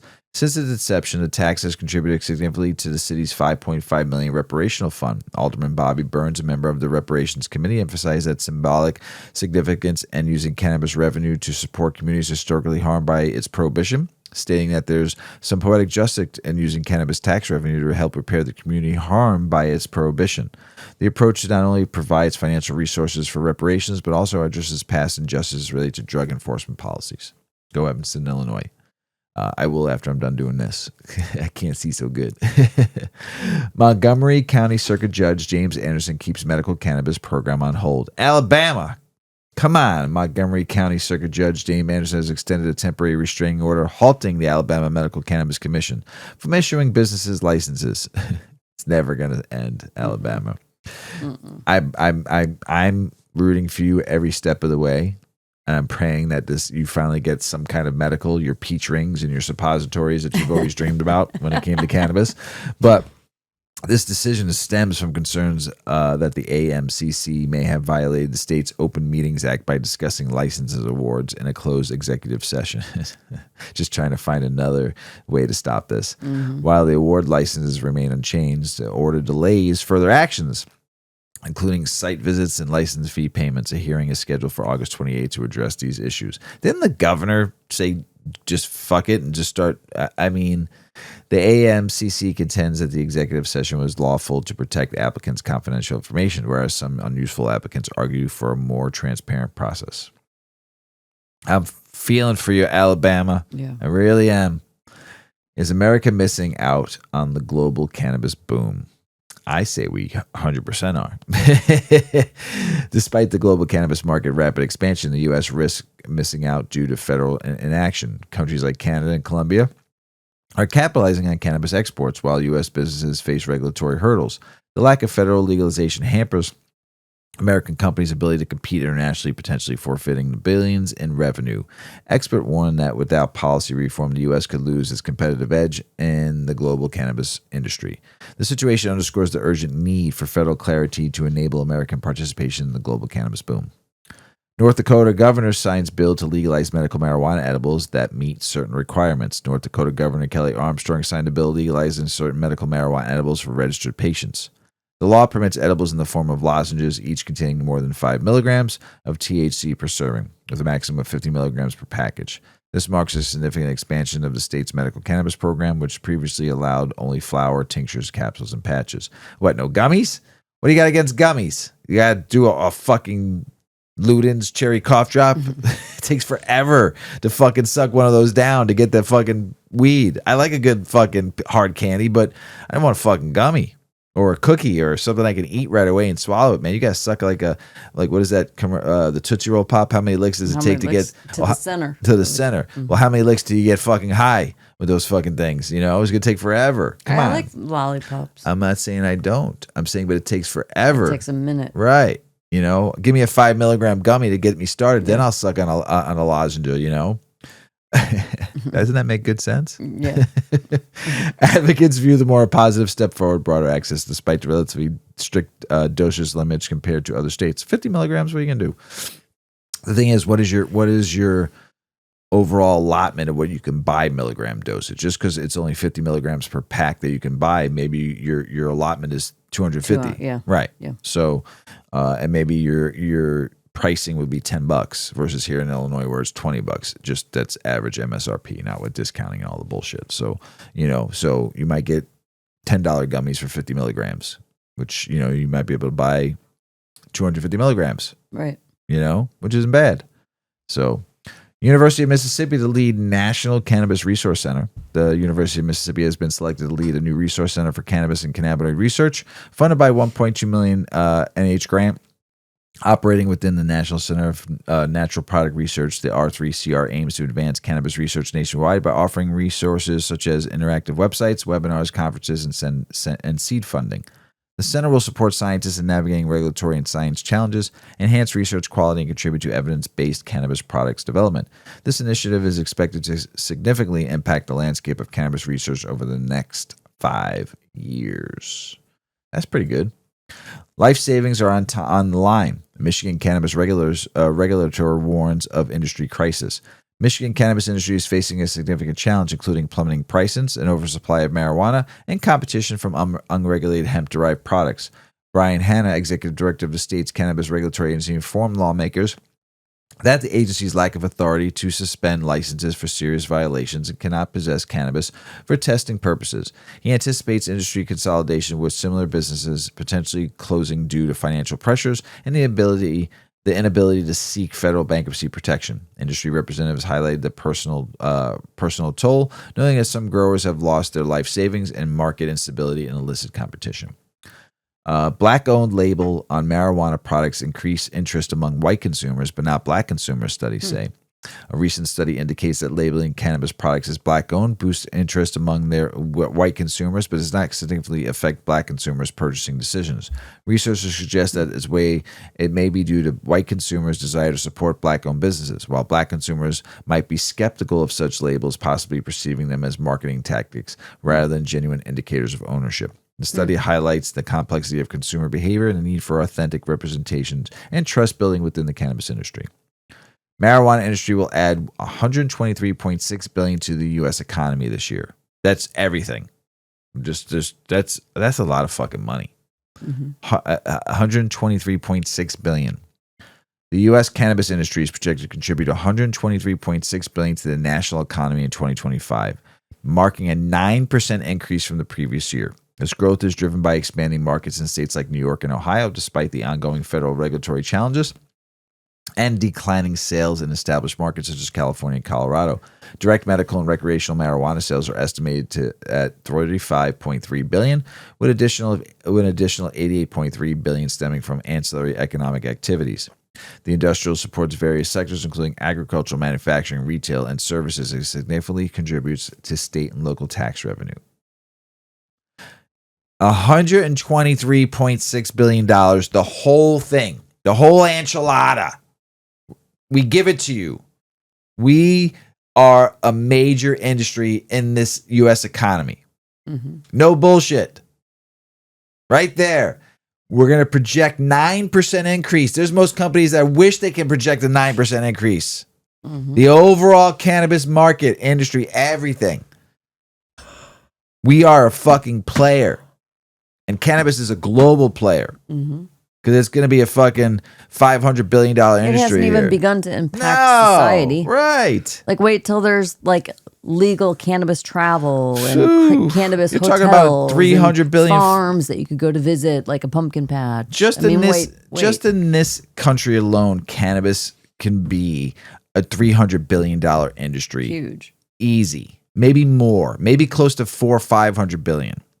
In the total global aspect, if the world takes this on, pumpkin spice is a $1 billion industry. We're 123.6 billion. But just think globally, once this is more legalized and more off, this could be a $1 trillion industry. Easy. Very easy. Maybe more. Like a $2 trillion industry globally if the world accepts this, and the tax revenue on top of $2 trillion. Think about that. Think about how many lives we can help with that kind of money. Careers, different jobs. Yeah. And what we did and what other people are doing now, inventing stuff, creating stuff, new strains, new ancillary products. Medicines, just so much fun. Clothing. All the things that can come from hemp. Right. Textiles, tools, we don't have to kill furniture. trees anymore. We can use all hemp to make everything now. Hemp houses. Plastics. Right. Insulation. Hemp.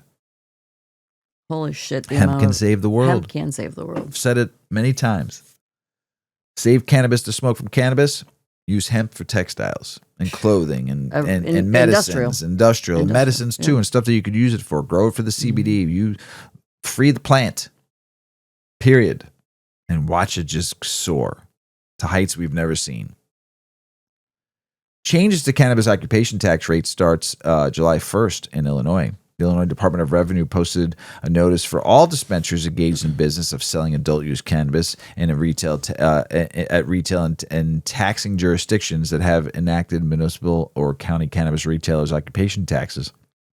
Effective July 1st, 2025, certain taxing jurisdictions have, by ordinance, imposed to change their municipal or county cannabis retailers' occupation tax on the gross receipts from sales of adult-use cannabis. These taxes are in addition to Illinois retailers' occupation tax on general merchandise, 6.25%, and any locally imposed retailer's occupation tax on general merchandise, which also applies to sales tax of adult-use cannabis. According to the press release, dispensaries must adjust cash register and any computer programs so that beginning on July 1st, 2025, dispensaries will collect and pay the correct tax rate. In unincorporated areas of the county, the rate may not exceed 3.75%. In municipalities located in the county, the rate might not exceed 3%. Damn, we pay a lot of taxes for fucking weed in this state. Oh, my God. White House drug czar could endorse marijuana legalization under new bill to repeal ludicrous restrictions. A new bill introduced in Congress aims to repeal a provision that prohibits the White House drug czar from supporting marijuana legalization. If enacted, the legislation would allow the director of the Office of National Drug Control Policy to endorse federal cannabis reform. Currently, the ONDCP directors is legally required to oppose any attempt to legalize substances classified as a Schedule 1 under the Controlled Substance Act, including marijuana. The proposed bill seeks to eliminate the restrictions, potentially enabling the drug czar to advocate for changes in the federal cannabis policy.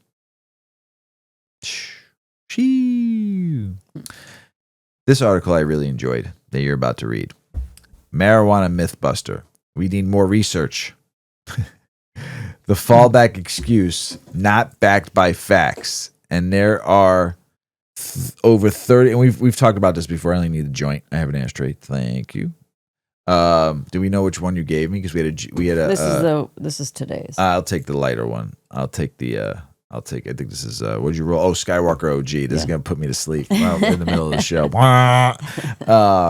This gave me a big euphoric effect last night, boy. I was like seeing some visuals last night when we were laying in bed. It was pretty nice. That's nice.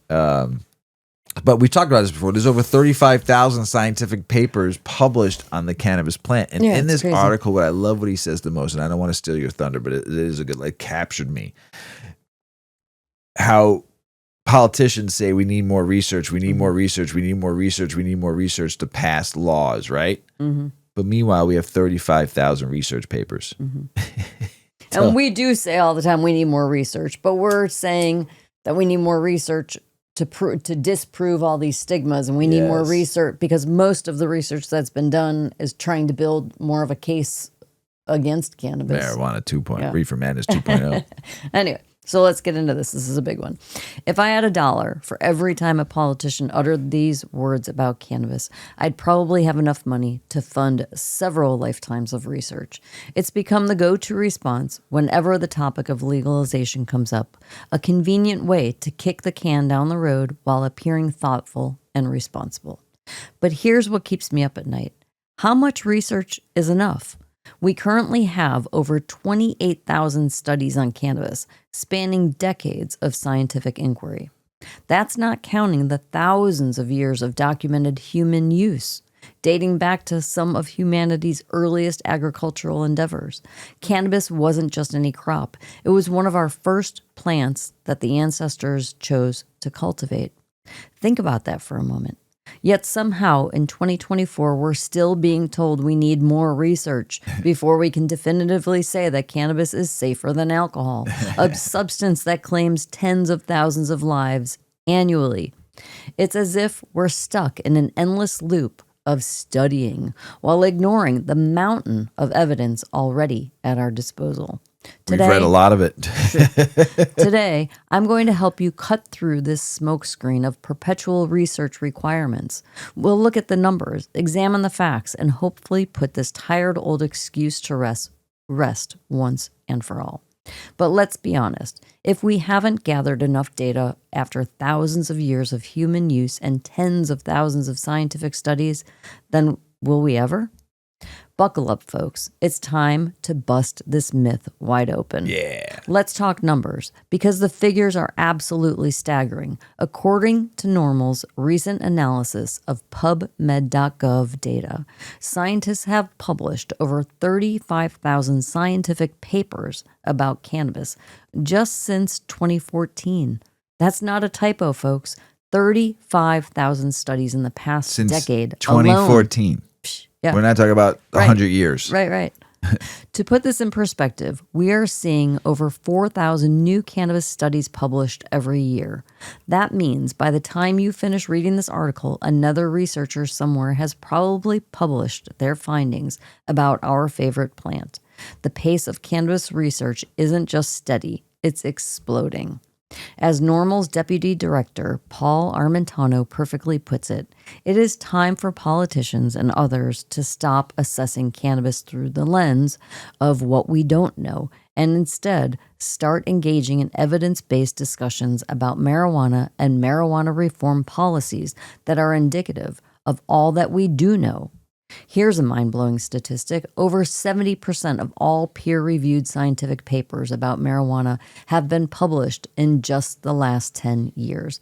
We are talking about the most intensively studied plant in modern history, with PubMed.gov now hosting over 49,500 scientific papers on marijuana dating back to 1840. And what have all of these studies taught us? Well, we know with certainty that cannabis is significantly safer than alcohol and tobacco, two perfectly legal substances that claim hundreds of thousands of lives annually. We know it's less dangerous than virtually every other substance listed in the Controlled Substances Act. We know it has legitimate medical applications. That's not up for a debate anymore. And we know its addiction potential is comparable to coffee, not heroin, despite what its Schedule I status might suggest. So when I hear politicians trot out the tired old line about needing more research, I can't help but feel my blood pressure rise. It's not just a cop-out. It's an insult to the thousands of researchers who have dedicated their careers to understanding this plant. We have more than enough scientific evidence to create sensible, evidence-based cannabis policies right now. Let's be real. Continuing to hide behind the "we need more research" smokescreen isn't about science. It's about politics. Yep. There will always be more to learn about cannabis, just like there's always more to learn about any subject. But we know enough, more than enough, to move forward with full legalization and smart regulation. The next time someone tells you we need more research before we can legalize cannabis, ask them how many studies would be enough. Then watch them squirm as they try to justify ignoring the mountain of evidence we already have. While our modern scientists continue to churn out studies about cannabis, there's another critical piece of evidence that prohibitionists conveniently ignore: humanity's thousands of years of direct experience with this remarkable plant. In fact, when you look at human history, cannabis prohibition stands out as an unnatural anomaly, a brief but destructive departure from our long-standing relationship with this plant. Let's talk about timeline. The earliest evidence of human cannabis use dates back to around 8,000 BCE in Asia, where it was one of the first plants cultivated for fiber, food, and medicine. That's 10,000 years of documented human use.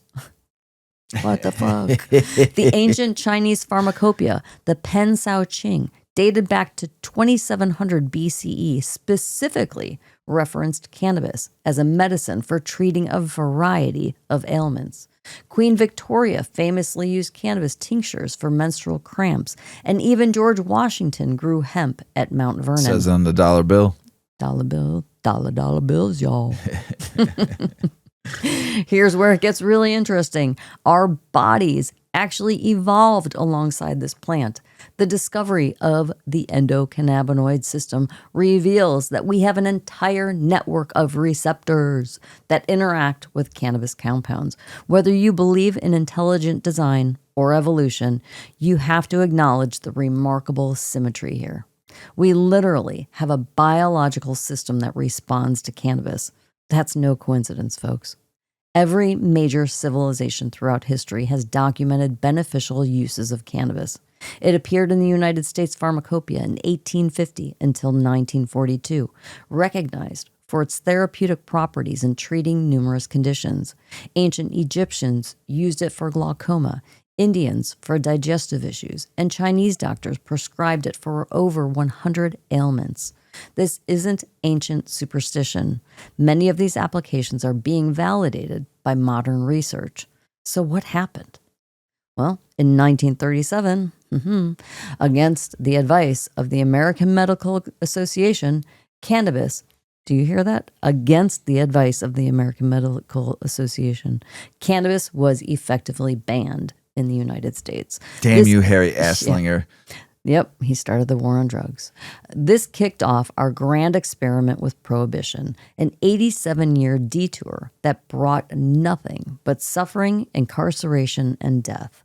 The only beneficiaries have been pharmaceutical companies, private prisons, and law enforcement agencies who have built empires around cannabis criminalization. Let's put this in perspective.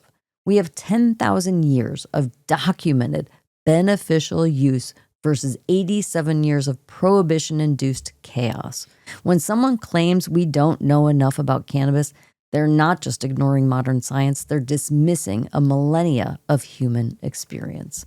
Next time someone tries to tell you that we need more research, remind them that cannabis has been extensively studied, not just in laboratories, but in real world, across countless cultures, over thousands of years. The evidence isn't just in peer-reviewed journals. It's written in the history of human civilization itself. We don't have a knowledge gap about cannabis. We have an honesty gap among politicians who refuse to acknowledge what we already know. After diving deep into the mountains of evidence surrounding cannabis from over 35,000 recent scientific studies to the millennia of documented human use, one thing becomes crystal clear. Claiming we need more research is nothing but a smokescreen for maintaining prohibition. I am writing this article to arm you with knowledge, to inoculate you against the virus of prohibition that has infected our political discourse for far too long. The next time someone regurgitates the "we need more research" talking point, you can confidently counter with facts. We have tens of thousands of modern studies, thousands of years of documented use, and actual biological systems in our bodies designed to interact with this plant. Those still clinging to prohibitionist views aren't just uninformed, they're actively choosing to ignore a vast body of evidence. It's like standing in a library and claiming books don't exist. The only explanation for such willful ignorance is the powerful influence of special interests who profit from keeping cannabis illegal.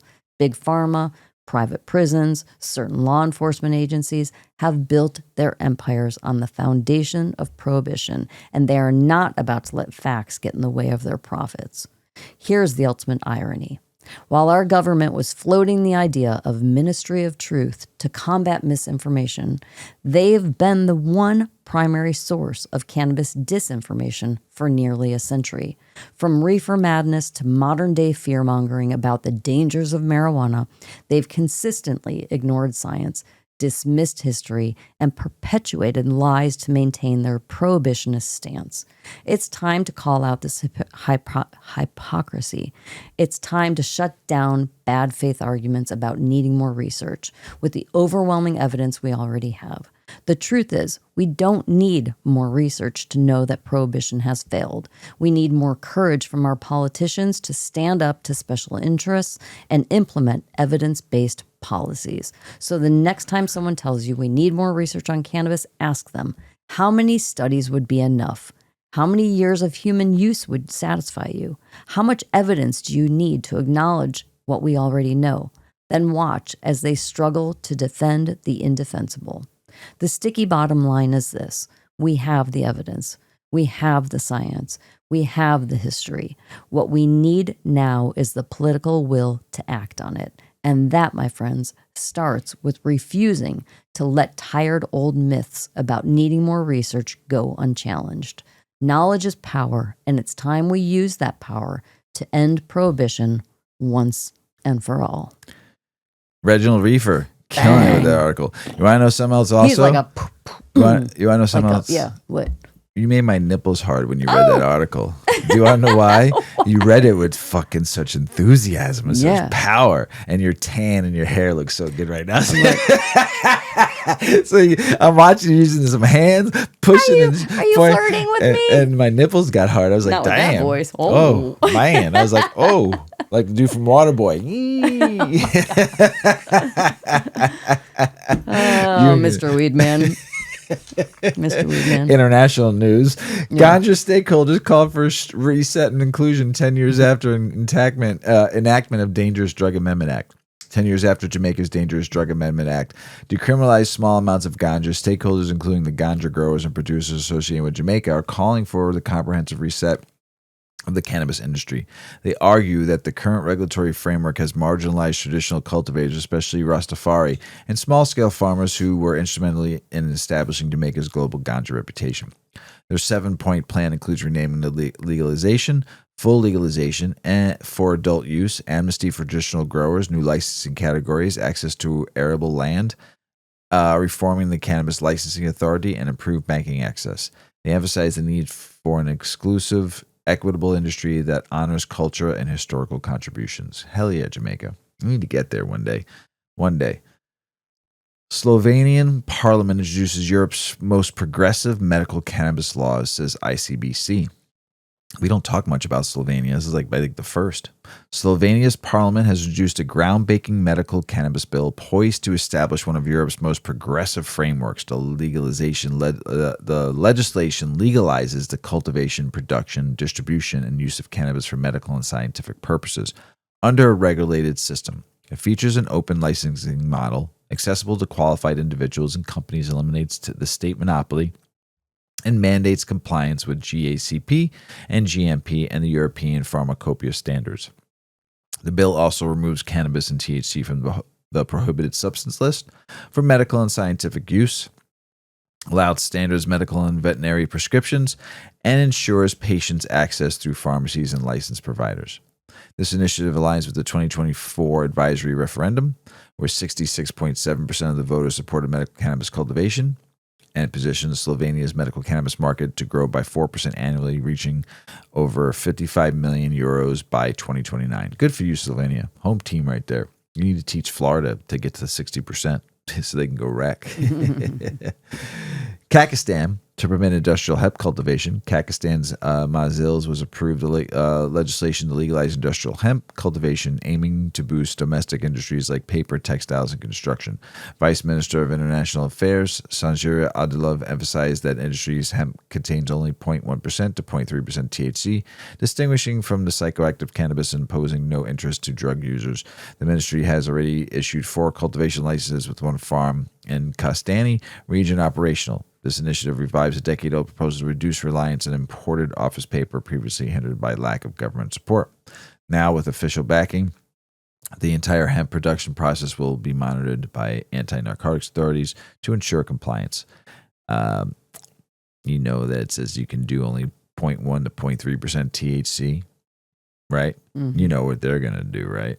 They're going to do what you've seen in this with hemp CBD, and they're going to turn it right into Delta 9, and they're going to sell it because it's not it's 100 milligrams. They're going to do what we've done here. Watch. I would. Israel's finance minister pushes back on tariffs on Canadian cannabis. Israel's finance minister, we talked about this a couple of weeks ago, they want to put tariffs on Canadian cannabis, but this finance minister is opposed to it. Proposed anti-dumping tariffs up to 165% on Canadian medical cannabis imports. He argues that such tariffs would hinder the growth of Israel's cannabis industry, reduce market competition, and harm patients by increasing prices. Summer's rejections follows the economy ministry's allegations that Canadian firms were undercutting local producers by selling cannabis below cost. The proposed tariffs face criticism by various stakeholders, including Israel's Ministry of Health and Canadian exporters, who contended with the measure would harm patients and legal market. While the finance minister's decision to halt the tariffs for now, the issue remains continuous. New Zealand's medical cannabis producers veer away from local market for export. New Zealand's medical cannabis producers are increasingly focusing on exports due to stringent domestic regulations and a limited local market. Companies like Broscience and Puro have secured international deals supplying markets in Germany, Australia, Poland, and Czech Republic. Despite the 2020 medical cannabis scheme aimed at improving patient access, high costs and regulatory hurdles have hindered local supply. Recent regulatory changes in July of 2024 have eased export processes, allowing products to meet only the importing country's standards, thus enhancing global competitiveness. However, domestic challenges persist, prompting producers to prioritize international markets over local distribution. Manitoba, Canada legislation lifting ban on home grow recreational cannabis took effect on May 1st. Manitobians will be allowed to grow cannabis plants in their homes starting in May. Legislations that will lift ban on home grow recreational cannabis went into effect on May 1st. Anyone aged 19 or older will be allowed to cultivate. Imagine being 19 and be able to grow some weed. Right? I'd be Wouldn't that be fucking cool? so happy. Through college? Oh my gosh. Yeah. I'd be the man. I'd be the real weed man back in college too, just fucking selling weed to everybody. Here's my own home grow, closet grow. Allowed to cultivate 4 cannabis plants in the residence. The Federal Cannabis Act set for 4 plant maximum, but also allowed provinces to set up their own restrictions. That was international news. Cinco de Mayo just happened, right? Yeah, it did. This article was really good. It was called Hijack Holidays. Cinco de Mayo isn't about margaritas, or actually in this article too, shouldn't be about cannabis either. Right. Right? Yep. Tell us about it, Mrs Weedman. Yep. This is a hard hitter. Blunt truth. Cinco de Mayo isn't about margaritas. Or Cinco de Mayo, Mayo. It's Mayo. Every year, like THC clockwork, weed brands and dispensaries roll out the same lazy, tone-deaf Cinco de Mayo campaigns. Sombreros slapped onto joints, infused taco packs, hydration margarita gummies, and every time it's the same story. No context, no history, just one more excuse to get faded in a costume. Let's get something straight. Cinco de Mayo is not Mexican Independence Day. It's not a celebration of tequila. It's not about party hats and salsa flights. It is the anniversary of the Battle of Puebla, a brief but significant military victory on May 5th of 1862, where outgunned Mexican forces defeated Napoleon's French army. It was about resistance, pride, identity, not branding. But in America, it became a meme. The liquor industry got there first, then the Taco Bell crowd. Now cannabis is catching up, and it looks just as clueless. Mexico's Independence Day is September 16th, not May 5th. Cinco de Mayo commemorates a single battle that symbolized Mexican resilience during a time of occupation and chaos. It was never about drunken parades. In fact, it is barely celebrated in most of Mexico. So why did it blow up here? Because in the 1980s and 90s, U.S. alcohol companies realized they could spin Mexican pride into a party. Beer brands like Corona and Modelo turned the day into a marketing jackpot. Sales boomed, stereotypes followed. The rest is hangover history. Now the cannabis industry is playing the same game. One brand sold Piñata Punch cartridges last year with cartoon lucha libre packaging. Another offered a Cinco de Hazo special. There are El Blunto gift boxes and the Fiesta packs with sombrero-shaped lighters. And not a single one of these brands even mentions Puebla or the war or the fact that Mexico is still struggling under the weight of the U.S.-driven drug policy. The industry that claims to fight for justice, equity, and cultural legitimacy is parroting the same shallow shit as every other cash grab business on the block. Weed culture has deep roots in Latin America. From Oaxacan land races to smuggling routes of the 1970s, the plant's global journey has always been intertwined with Mexican identity. And yet, on May 5th, most weed companies pretend Mexican culture is just a flavor. This is the same industry that barely supports Latino growers, the same world where legacy operators with immigrant backgrounds are getting squeezed out while corporate weed drops spicy strains for Cinco de Mayo with zero context. If cannabis culture actually cares about roots and rebellion, then maybe Cinco de Mayo should be honored differently. Educate, celebrate Mexican cannabis pioneers, amplify Mexican-American advocates, run specials that donate to immigration defense funds or equity organizations, and stop selling caricatures and calling it culture. Ha! No one is saying you can't smoke and enjoy yourself on May 5th. But if you're lighting up for a holiday, maybe know what you're celebrating and don't turn a war for sovereignty into a weed pun. Because if weed culture wants to be taken seriously, it has to start acting like it stands for something real. That was the first time I read from this website, Pot Culture. I want to give you a shout out. It was a brilliantly written article and well done. Very good 100% point. true. Yeah. 100% true. Yeah. I mean, I watched it like coming from the bar restaurant industry, Cinco de Mayo, where all of a sudden it was like, what is this? Yeah. You know, especially like being in the beer industry Yeah. too. It was like, what is this? You know, kind of holiday here, and really reading this article and learning how it happened, the history of how Cinco de Mayo, really like It's became just history. It's a right, became implemented in the Yeah. United States as like a holiday for like getting drunk and like watching like all the bars making like money off of this. It makes sense, and now the cannabis industry too. It makes a lot of sense. I never realized it until this article put it in perspective for me. So, yeah, that was very well done, Pot Culture. Appreciate it. The first article I've read from you all. So, and hopefully to read plenty more. So, Mrs. Weedman. Mr. Weedman. That's the end of the show. Yeah, give me that lighter. You need to light up. Man, our first show since we're back. Good to be back. Yeah, it's great to be back. And we're going to do another one this week. We're going to do 2 this week to make up for us being out of town. So we're going to hopefully record again this Saturday. And then release that on Monday for you all, and then do our normal recording on Tuesday next week for the Thursday release like we always do. So we're going to be back on track, but we owe you an episode. So an episode or 2. So we're making up for it. So we're going to do back-to-back here for you all. And I'd like to thank some people reaching out to check up on to see if Mr. and Mrs. Weedman were okay too. So no, I'm good on that one. Good? Yeah, we're done with the show. I'm going to bed. I want a gummy and an edible and some Skywalker OG. I have not smoked Skywalker OG on the show because it's too... That's where I mean, I slept great last night. I mean, as soon as that, like, all of a sudden I was seeing cook-eyed, and I was, shoot. Not cockeyed. You said I said cook-eyed. Cockeyed is when you look out. Or like if cockeyed. What is cook-eyed? Cook-eyed is looking in, cockeyed is looking out, or cook-eyed is looking where one eye goes out, one eye goes I think in. cockeyed is in. No, well then. Cock-a-doodle-doo? Yeah, but I think cook-eyed is one eye goes out. One eye goes in. They go the opposite way. They go That's cook-eyed. That's what I was last night before I went to bed. I was cook-eyed because of the Skywalker OG. I want to know what cockeyed even means.